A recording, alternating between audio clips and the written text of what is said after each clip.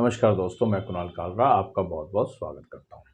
आज की इस वीडियो में हम बात करेंगे love marriage, how love marriage can be possible if nadi score is zero and bhakoot score is zero. मतलब आपका जो गुण मिलान होते हैं, जो कुंडली मिलान होती है, आपने करवाई है लव मैरिज के केस में या किसी भी मैरिज के केस में। ज़्यादातर लव मैरिज के केस में प्रॉब्लम आती है, क्योंकि अरेंज मैरिज के केस में तो ये होता है कि कुंडली मैच नहीं की तो घर वाले कह देते हैं कि जी चलो जी, ये रिश्ता करना ही नहीं है हमने, क्योंकि कुंडली मैच कर ही नहीं रही है। ठीक है, तो आगे बढ़ जाते हैं, मूव ऑन हो जाते हैं। और लड़के लड़की का एक इमोशनल कनेक्ट कई बार बन जाता है और कई बार नहीं बन पाता।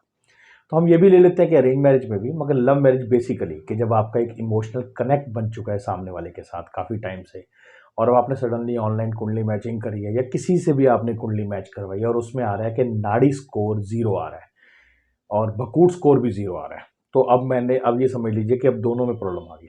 पहले तो एक नाड़ी स्कोर जीरो होता था, चलो 8 पॉइंट्स कम हो गए, बाकी तो सब ठीक है, तो 25-30 गुण के बीच में मिल जाता था। अब दोनों ही अगर जीरो हो गए हैं, बकूट भी जीरो हो गया, तो इसका ये मतलब हो गया कि आप कहेंगे कुंडली में आपके नाड़ी दोष भी है और बकूट दोष भी है। अब कुंडली में बकूट दोष भी है, नाड़ी दोष भी है, तो इसका मतलब 15 पॉइंट्स आपके चले गए। अब 15 पॉइंट चले गए तो 21 पॉइंट तो रह गए, और अगर कोई और छोटा मोटा निकल जाता है, गढ़ निकल जाता है, कोई निकल जाता है, तो आपके समझ लीजिए माइनस में आ गए पॉइंट्स। और अब क्या हो गया, अब आपके लिए एक नई स्ट्रगल शुरू हो गई है। अब आपको घर वालों को मनाना पड़ेगा कि जी ये किस तरीके से हम करें। अब आप या तो आप नेट पे चेक करेंगे या आप सेकंड या थर्ड ओपिनियन लेंगे, मगर कन्विंस नहीं हो पाएंगे, क्योंकि मेन होता है कन्विंसिंग। और घर वालों को कन्विंस करना कई बार बहुत मुश्किल हो जाता है कि जी गुण नहीं मिल रहे, हमारी कुंडली मैच नहीं कर रही है, ये प्रॉब्लम्स आ रही हैं, वो प्रॉब्लम्स आ रही हैं। तो ये सारी प्रॉब्लम्स आपके साथ उस टाइम पे आ जाते हैं, फिर आपकी सर्च शुरू होती है। तो ये सारी प्रॉब्लम्स के ऊपर मैं एक लाइव एग्जांपल के तौर पे आपको दिखाऊंगा। कुंडली मैच है जिसके अंदर नाड़ी स्कोर और बकूट स्कोर तकरीबन जीरो है, और भी पॉइंट्स उसमें कम है, मगर क्या वो कुंडली एक्चुअल में सही है शादी करना उनके लिए या नहीं है, तो लाइव एग्जांपल के थ्रू देखेंगे। तो चलिए बिना टाइम वेस्ट किए चलते हैं सीधा मेरी स्क्रीन के ऊपर, और वहाँ मैं आपको समझाता हूँ कि कैसे ये हम कुंडली मिलान इसके अंदर देखेंगे। अगर ये दोनों स्कोर जीरो हो तो क्या होता है। ये देखिए कुंडली आपकी स्क्रीन के ऊपर दिख रही है। इस स्क्रीन के ऊपर जो कुंडली दिख रही है, इसमें ऊपर वाली कुंडली लड़के की है और नीचे वाली कुंडली लड़की की है। तो अगर आप इसके अंदर देखें तो ध्यान से कि नीचे जो गुण आ रहे हैं, ये गुण कितने आ रहे हैं, गुण आ रहे हैं 11 गुण मैच कर रहे हैं, यानी 36 में से 11 गुण मैच कर रहे हैं। तो और ये साथ में ये भी दिखा रहे हैं कि फीमेल इज नॉट मांगलिक, मेल इज मांगलिक। अब ये ऑनलाइन कुंडली मैचिंग है जो सॉफ्टवेयर कुंडली मिलान करता है। अब इसके अंदर देखिए कि मंगल चौथे हाउस में है, फिर भी इसने मांगलिक दिखा दी है, क्योंकि मांगलिक की कंडीशंस बहुत सारी बढ़ी जा रही है। पहले तो सिर्फ ये होता था कि 7th हाउस में है या फर्स्ट हाउस में है या 8th हाउस में है या 12th हाउस में मांगलिक है, फिर कई जगह 4th हाउस भी जोड़ देते हैं, फिर आंशिक मांगलिक भी देख लेते हैं। तो ये एक मांगलिक इसने दिखा दी है। अब अगर कोई घर वाले अगर ये कुंडली मैचिंग देखेंगे ऑनलाइन, तो वो सीधा ही कह देंगे जी ये शादी नहीं करनी है। बात की बात तो बाद में है, तो ये शादी बहुत मुश्किल है। अब आजकल लोग खुले में विचारों के हो रहे हैं तो बात अलग है, मगर जिनकी प्रॉब्लम्स आ रही है वही हमारे साथ इस टाइम वीडियो देख रहे हैं ना। जिसकी प्रॉब्लम नहीं आ रही वो क्यों होगा इस टाइम हमारे साथ। अगर हमारे साथ आप मेरा वीडियो देख रहे हैं तो इसका मतलब मैं मान रहा हूँ कि आपके साथ ही प्रॉब्लम आ रही है, कि घर वालों को कन्विंस करना या आपको कई बार खुद को भी कन्विंस करना मुश्किल हो गया है। तो हम क्या करते हैं, हम इसकी डेट ऑफ बर्थ देखते हैं। ये आपने कुंडली देख ली आपने। अब हम इस कुंडली को दूसरे तरीके से देखते हैं, गुण मिलान की तरफ से। गुण मिलान में तो हमने मान लिया कि नेगेटिव है। अब हम देखते हैं इनमें अच्छी बातें क्या हैं या बुरी बातें क्या हैं जो आपको ज़िंदगी काटने के लिए चाहिए। ज़िंदगी काटने के लिए क्या आप लोगों के साथ होना चाहिए, मतलब क्या चीज़ें होनी चाहिए। अब अगर लड़के की डेट ऑफ बर्थ की बात करें, कि लड़के की जो डेट ऑफ बर्थ है वो है 23 जनवरी 1992। अभी हम क्या करेंगे, सिर्फ डेट ऑफ बर्थ मिलान करते हैं, थोड़ा बहुत एस्ट्रोलॉजिकली, ज़्यादा नहीं डीप में घुसेंगे एस्ट्रोलॉजी में, क्योंकि ये एक समझाने का टॉपिक है, मतलब ज़्यादा डीप में नहीं जाएंगे। ठीक है, आपको ताकि समझ आ जाए, आपके लिए वो ना लगे कि हेक्टिक, समझ से बाहर हो। सबसे पहले आसान तरीके से डेट ऑफ बर्थ देखिए। लड़के की क्या है, 23 जनवरी 1992, और लड़की की क्या है, 19 मई 1993। 1 साल का फर्क है तकरीबन, 1-1.5 साल का। अब देखिए आप ध्यान से कि लड़का है 23 तारीख का। 23 तारीख के जो लोग होते हैं, अगर हम इसकी न्यूमरोलॉजी प्रिडिक्शन देखें तो ये बहुत ही अच्छी कंपैटिबिलिटी दोनों की बन रही है। कैसे, 23 का मतलब हो गया कि ऑटोमेटिकली इसके अंदर गज केसरी योग है, मून और जुपिटर का कॉम्बिनेशन। 23 वाले लोगों के पास ज़्यादातर पैसों की कमी नहीं आती है। पैसा इनके पास हमेशा खुद चल के आता है। मैं नहीं कहूँगा मनी माइंडेड होते हैं, मगर मनी इनके पास कहीं ना कहीं इनको अपने प्रोफेशन को, अपने काम को मनी में कन्वर्ट करना आता है। तो फाइनेंशियली ये ज़्यादातर स्ट्रांग रहते हैं। अगर नहीं भी रहते तो वो जिसे हम कहते हैं ना कि हमारे पास पैसे की कमी है, वो तो हम खर्च करते रहेंगे तो कमी रहेगी, मगर ये कि इनके पास आता रहेगा। इस एग्जाम्पल को अगर आप समझ लेंगे ना कि एक आदमी कहता है जी मेरे पास घर पे पानी नहीं है, पानी रोज आ रहा है, अब उसकी बाल्टी में छेद है तो पानी उसके पास बचता नहीं है, मगर पानी आ रोज रहा है। किसी के साथ प्रॉब्लम क्या होती है, वो अपने घर में काफ़ी स्टॉक रखता है क्योंकि उसके घर में पानी आता ही नहीं है, तो वो हफ्ते में एक बार आता है, इनके पास रोज आएगा। तो कहने का मतलब है इनके पास इनकम हमेशा आती रहेगी, बचेगी नहीं, वो एक अलग सिचुएशन है, ठीक है ना, मगर इनके पास आएगी। तो मनी वाइज ये बहुत अच्छा कॉम्बिनेशन है।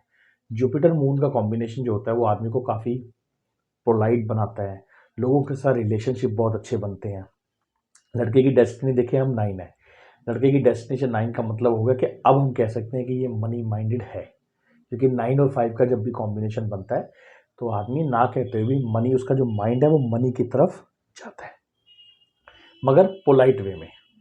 जनवरी का 1 उसको सपोर्ट करेगा डिसीजंस लेने में। तो नेचर वाइज हम कहेंगे कि लड़का एक अच्छे कॉम्बिनेशन है।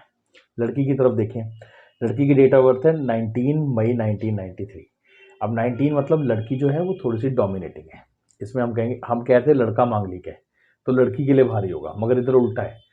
क्यों? क्योंकि लड़की थोड़ी सी डोमिनेटिंग होगी। 19 वाले जो लोग होते हैं वो थोड़े से डोमिनेटिंग टाइप होते हैं, क्योंकि उनका मार्स और सन दोनों स्ट्रांग होते हैं। जब मार्स और सन दोनों स्ट्रांग होते हैं तो वो डिसीजन मेकर्स होते हैं, उनको डिसीजंस लेने आते हैं, उनको कैसे किसी चीज़ को मैनेज करना है, कंट्रोल करना है, वो आता है।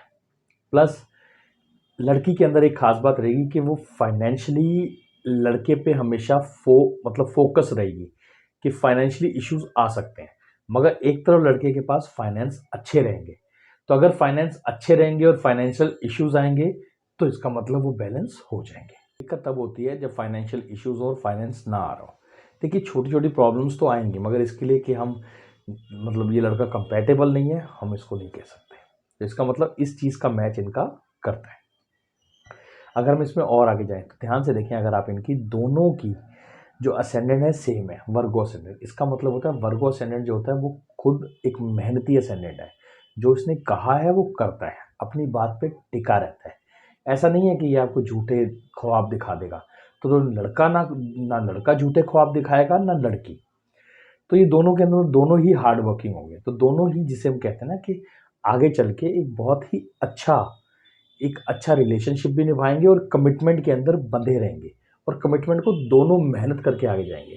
बच्चों के लिए ऐसे पेरेंट्स होना बहुत अच्छा होता है, क्योंकि वो दोनों ही इक्वली जिसे हम कहते हैं वो इन्वॉल्व होते हैं पेरेंटिंग के अंदर।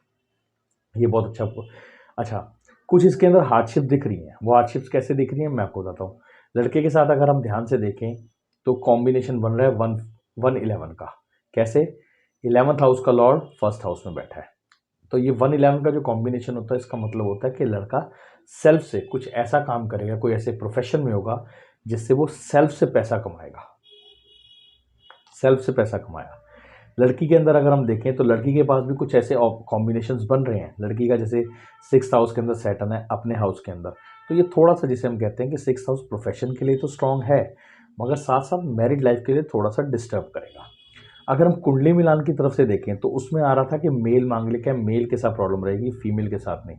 मगर इधर फीमेल जो है वो थोड़ी सी प्रॉब्लम क्रिएट करेगी मेल के लिए, मगर इसको हम प्रॉब्लम नहीं बोलेंगे, क्योंकि हमारे इंडियन कल्चर के अंदर हम हमेशा यही मान के चलते हैं कि फीमेल जो है वो मेल पे डिपेंडेंट होती है।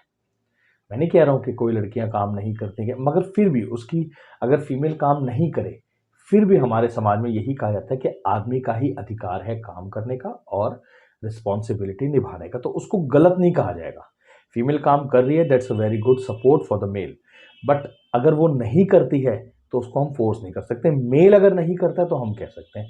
तो इधर मेल की हॉरोस्कोप काफ़ी स्ट्रांग है फीमेल को संभाल के रखने के लिए, प्यार देने के लिए, क्योंकि ये फीमेल की कॉम्बिनेशन के अंदर जिसे हम कहेंगे नहीं है ऐसे कॉम्बिनेशंस जो लव सपोर्ट के स्ट्रांग है, मतलब एक जिसे हम कहते हैं ना मेल नंबर ज़्यादा है फीमेल के अंदर, और इधर मेल की बात करें उसके अंदर वो केयरिंग भी होगा, पैम्परिंग भी करेगा, तो एक अच्छा कॉम्बिनेशन है। ऐसी बहुत सारी चीज़ें देखनी पड़ती हैं तब जाके हम किसी निचोड़ पे पहुंचते हैं कि कहीं सेपरेटिव टेंडेंसीज तो नहीं है, कहीं आगे जाके चाइल्ड बर्थ के लिए अच्छा है, कोई और हेल्थ इश्यूज तो नहीं है। तो अगर मैं ये कुंडली के बारे में मतलब डिटेल में मैच मेकिंग करूँगा तो ये वीडियो छोटा पड़ेगा।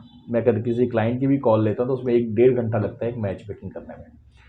तो ये चीज़ें हैं जो मैं आपको बताना चाहता था कि सिर्फ आप नाड़ी स्कोर ज़ीरो है और बकूट स्कोर ज़ीरो है तो इस पे ये मत सोचिए कि ये कुंडली गलत है। हाँ, कन्विंस कैसे करना है पेरेंट्स को वो आपने देखना है। तो अगर आगे मैरिज कॉम्बिनेशंस बन रहे होंगे, टाइम ठीक होगा तो पेरेंट्स भी ऑटोमेटिकली कन्विंस हो जाएंगे, तो इतनी प्रॉब्लमेटिक बात नहीं होगी। ये था कुछ इन्फॉर्मेशन जो मैंने नाड़ी स्कोर और बरकूट स्कोर ज़ीरो पे आप लोगों के साथ शेयर करनी थी। आशा करता हूँ मैं अपनी बात सही तरह एक्सप्लेन कर पाया हूँ। जल्दी मिलता हूँ एक नई वीडियो के साथ, तब तक के लिए नमस्कार।